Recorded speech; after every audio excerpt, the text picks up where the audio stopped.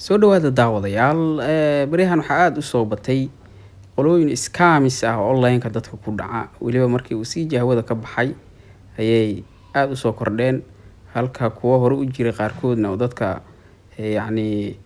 online-ka dhihi jiray maalgashada markii uu sii carray kadib ay iyaguna baxsadeen. Qoladana u jeedaan sida magaca kor ku qoran waxaa la yiraahdaa Con Expert Street.biz. Waa niman scams ah oo tuuga ah, weliba dadka ayaga ayaa xataa soo raadinaya inta kula soo xiriiraan oo lambaradaada ay ka helaan Telegram-ka guruubyada ay ku dhex jirto oo kale inay inta kala soo baxaan ay fariin luuqa kugu soo diraan ay ku dhahaan waxaan ahay qolooyin saas u shaqeeya. Marka waxaa la rabaa inaad ka digtoonaataan waxyaabaha noocaan ah, weliba beriyahan aad u soo batay nimankan. Marka aniga nin ayaa ila soo hadlay, ma aysan gabar inay ahayd luuqa igala soo hadashay oo linka ii soo dirtay oo ii sharaxday. Marka waxay leeyihiin saas u shaqeynaa $25 ugu yara dhiga kartaa, faa'iido waa aad u fara badan tahay. Marka aniga marka waa user aan iska samaystay, marka anoo iska dhigaya qofkan wax ogeyn hadda userkii aan gelinayo hadaan xasuusto. Waa arkayna marka gudahoodan fiirinaynaa website-kooda suu og yahay. Qofka aqliga leh xataa wuu fahmi karaa in website-kan camal qolooyinka scam pure inay yihiin. Marka waa kana waxyaabahan iska sameeyay, username isugu leh magac saas iskaga samaystay iyo Gmail fake ah. Marka waxaan rabaa inaan ka gaaro oo fiiriyo qaabkay u shaqeynayaan.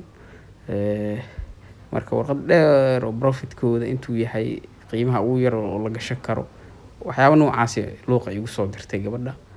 Waxaan tiri Ciraaqan joogaa. Marka waxyaabaha noocaan inaad ka digtoonaataan oo maalmahan aad u soo badanayay, dad badan la dhacay, aad u fiicnaan lahayd. Website-ka marka u jeedaan qaabka u sameysay ma ahan wax maxay ahayd qofka maskaxdiisa u suuray kara in nimankan la aamini karo inay yihiin.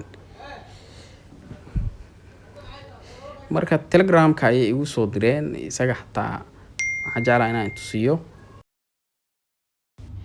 Marka sida u jeedaan gabadhii la soo hadashay waatana Enid ayaa la yiraahdaa magaceeda.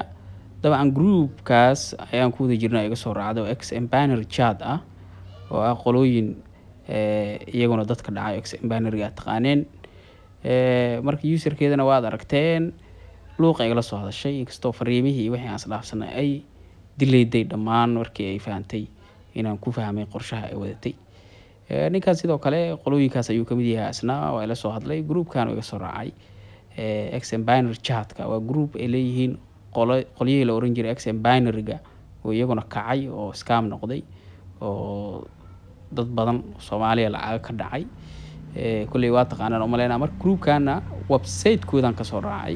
Group ay Soomaali sameeyay ma ahan, waa group ay sameeyay shirkadda X-Banner la oran jiray. Iska ilaaliya marka.